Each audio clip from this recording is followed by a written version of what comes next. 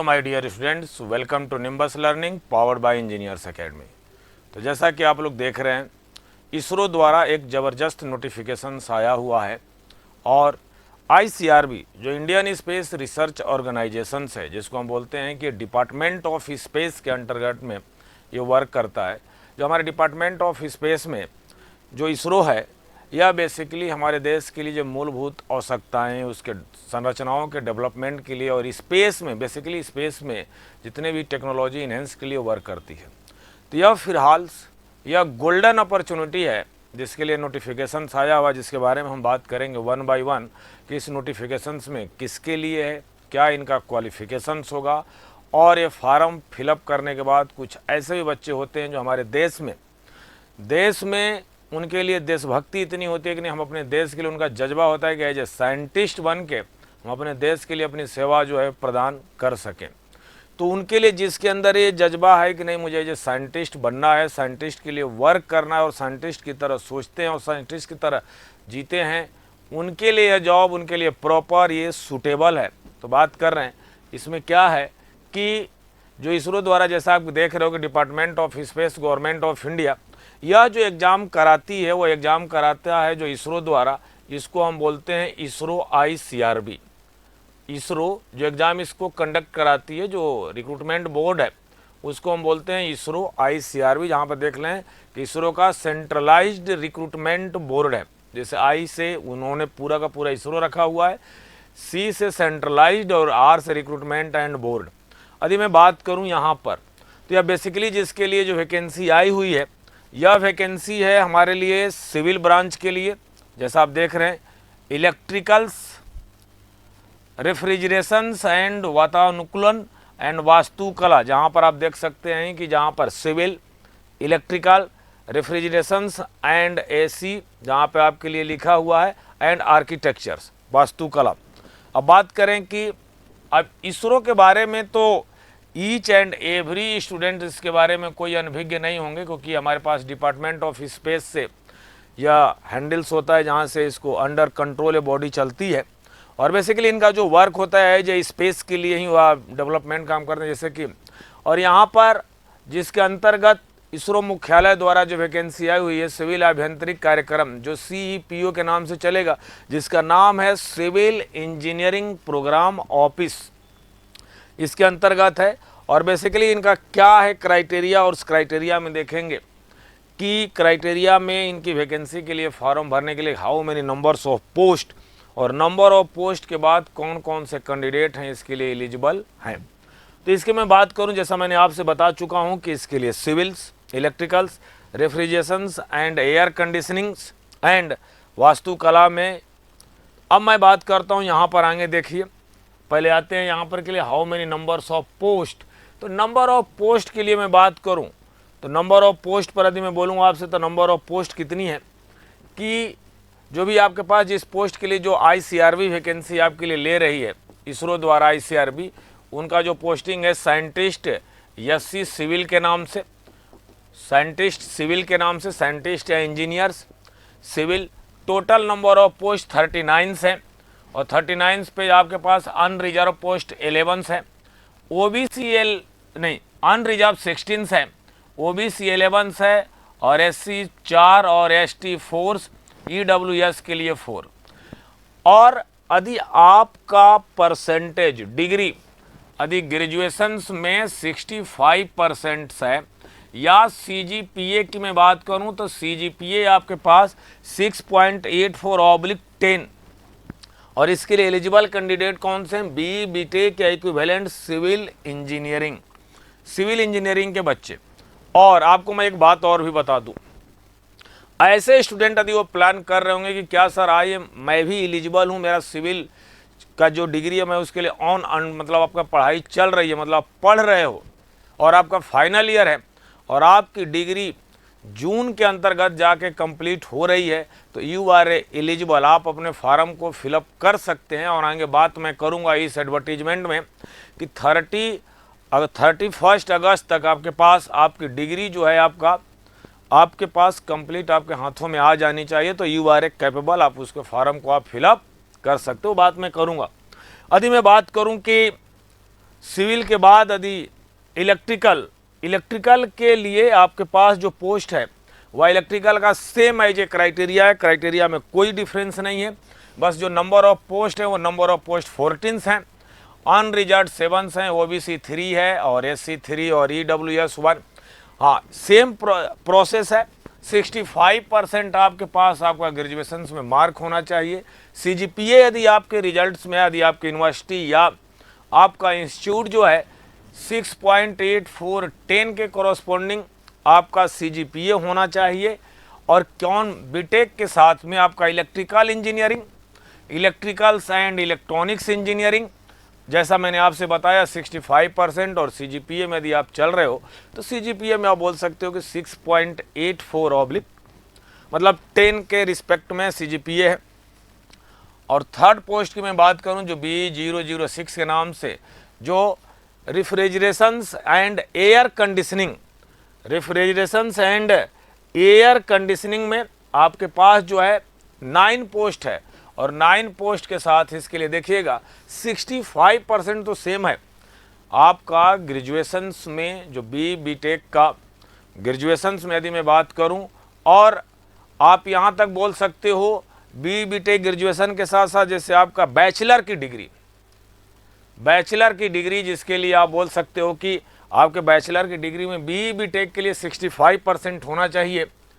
तो यदि मैं यहाँ पर बोलूँ कि 2 पोस्ट है, 3 पोस्ट है मतलब अनरिजर्व्ड ओबीसी एससी और ईडब्ल्यूएस का 1 पोस्ट है। यहाँ पर ध्यान देने वाली बात है कि 65% के साथ BTech equivalent mechanical engineering with air conditioning and refrigerations या एलाइड सब्जेक्ट्स। तो आप यदि आपके पास बीटेक का डिग्री है, बैचलर डिग्री है आपके पास, तो मेरा यह राय मानिए कि आप अपने फॉर्म्स को जल्द फिलअप करें। उसका डेट भी मैं बताऊंगा, उसका तरीका भी बताया जाएगा और कि कैसे आपको फॉर्म फिलअप करने हैं। और इसी तरह से आपके पास जो है वास्तुकला, जिसके लिए आर्किटेक्चर्स, और आर्किटेक्चर्स पर मैं बात करूं तो आपके पास नंबर ऑफ पोस्ट 1 है। और बैचलर डिग्री इन आर्किटेक्चर्स में आपके पास 65% और 6.84 ऑब्लिक 10 मतलब आपका सीजीपीए होना चाहिए। इसके साथ यदि आपके पास क्वालिफिकेशंस के साथ आपका मार्कशीट है, आप इस वैकेंसी को ज़रूर फिलअप करें। और वैकेंसी को फिलअप करने के बाद और आपके पास 1 इस तरह से पैरेलल पोस्ट हैं। ऑटोनोमस एससी के लिए सिविल 1 एंड आर्किटेक्चर्स के लिए 1 आपके लिए ऑटोनोमस बॉडी में। तो यदि यहाँ का ये नॉर्मल सा आपने वैकेंसी के बारे में देखा कि जो डिपार्टमेंट ऑफ स्पेस के लिए जो वैकेंसी आई हुई हैं उसमें आपके civil, electricals, air and conditioning, refrigerations post के लिए, और वास्तुकला, आर्किटेक्चर्स, और आपके लिए सिविल और आर्किटेक्चर्स के लिए ऑटोनोमस बॉडी के लिए 1-1 पोस्ट है। अब बात आती है कि सर इस फिलअप करने के लिए फॉर्म को, जैसा कि मैंने आपसे यहाँ पर सामने ही बोला था, यदि आप इसको देखें, यदि आप इसको पढ़ें तो आप सामने खुद देखेंगे कि उन्होंने बड़े डिटेल अक्षरों में लिख रखा भी है कि विश्वविद्यालय द्वारा निर्धारित पाठ्यक्रम में जिनका अंदर स्नातक पूरा किया होना चाहिए, जिनका 31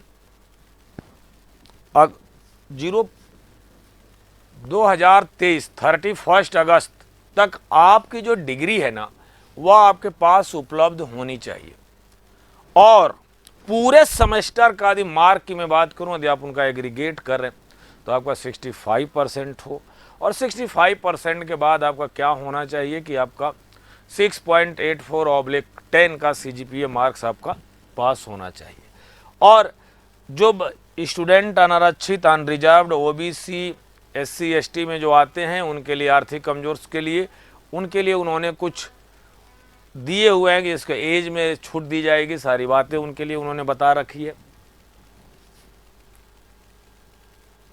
यदि मैं बात करूं यहाँ पर मेन बात के लिए, यहाँ पर जैसे हर स्टूडेंट्स यदि फॉर्म फिलअप करना चाहता है तो वह नंबर्स ऑफ पोस्ट कितने हैं, नंबर ऑफ पोस्ट देखा, उनका क्राइटेरिया क्या देखा, और थर्ड वो देखते हैं कि हमारी एलिजिबिलिटी में एज का।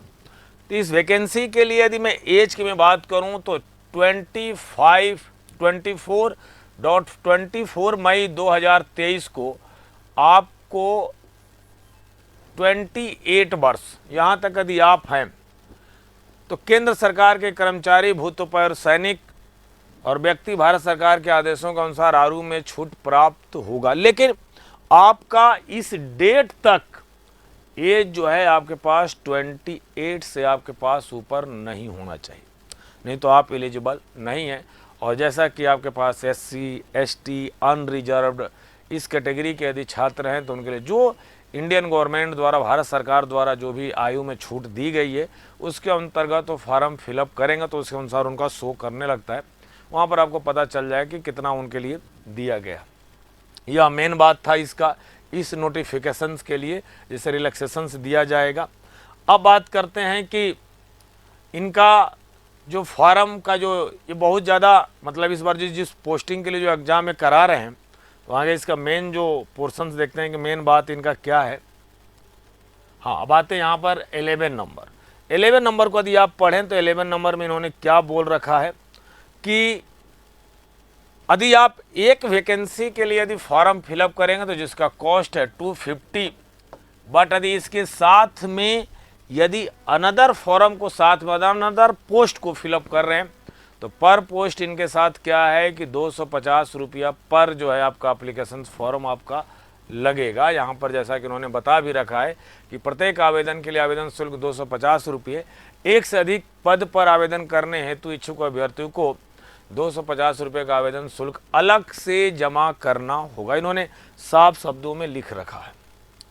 अब सुनिए, अब उन्होंने साफ इन्होंने बोला हुआ है यहाँ पर क्या, आपको पूरा डिटेल पढ़ने का मतलब क्योंकि मैंने आप उसको, अब बात आती है कि आपने जैसे पेमेंट आप फॉर्म फिलअप किया, आपके पास तुरंत मेक एंड पेमेंट का विंडोज ओपन होगा। यदि आपके पास तुरंत चाहते हैं तो तुरंत फिलअप कर लें, या तो आप 1 या 2 दिन के बाद within the application date अपना फॉर्म जो है आप फिलअप कर सकते हो। मैं डेट बताऊंगा कब है। आप नेट बैंकिंग यूज कर सकते हैं और अदर बैंक के साथ भी।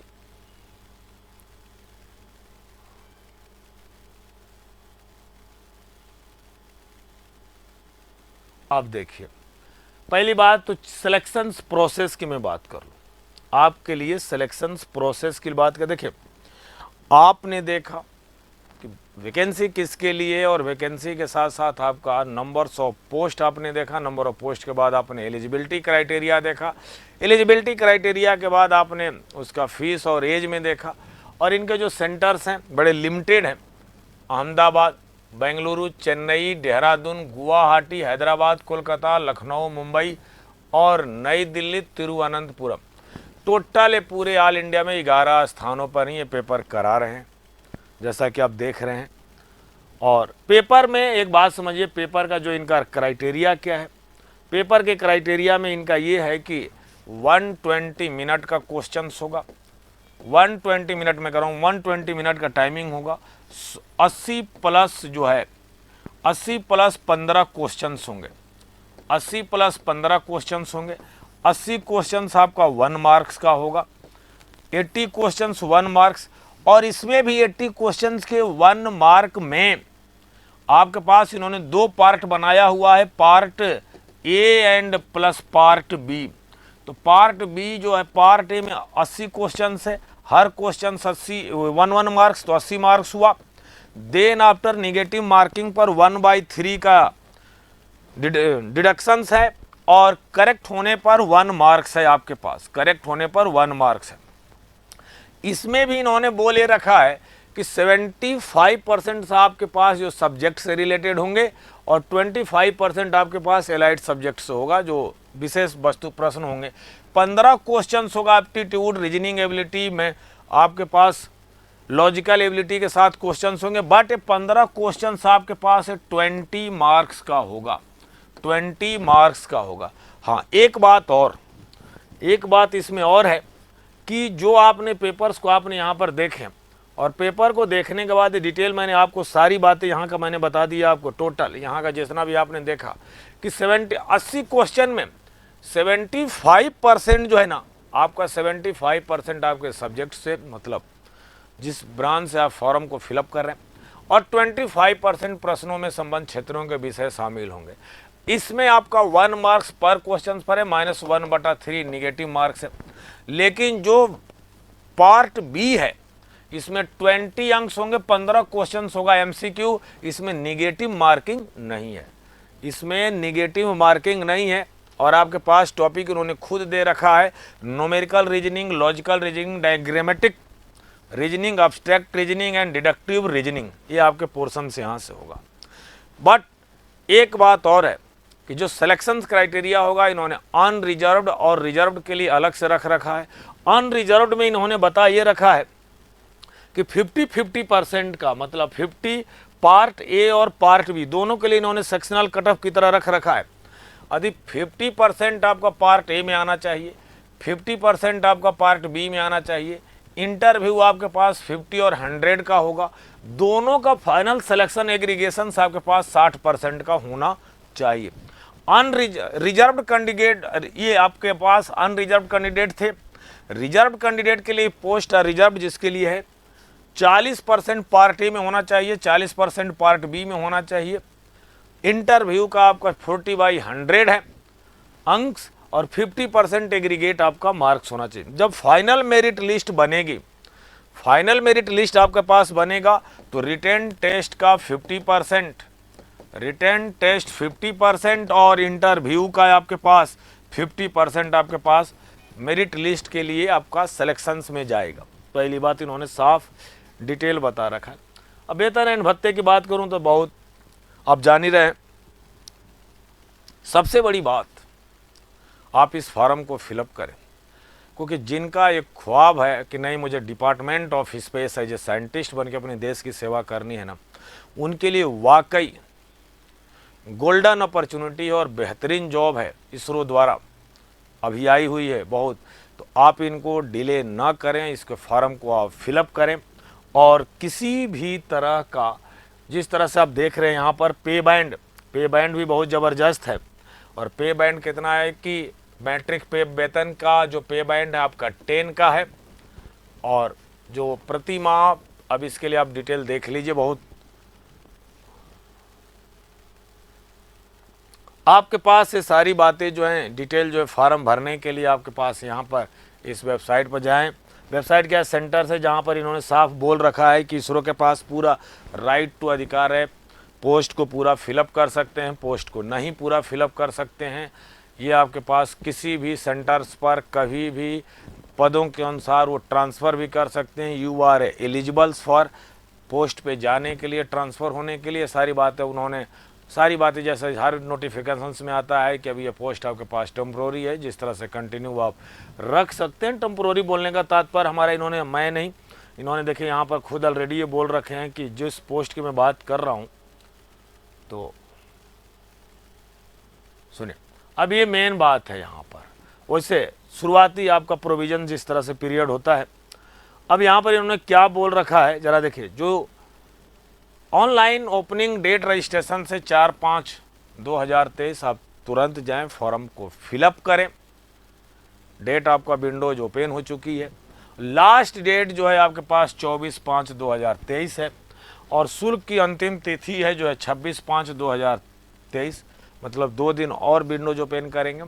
और आपको फॉर्म कहाँ से फिलअप करना है, फॉर्म जो है आप देख रहे हैं के लिए www.isro.government.in का, इस पर क्लिक करें और फॉर्म यहाँ पर आपके पास लिंक होगा, आप उसको फिलअप कर लें।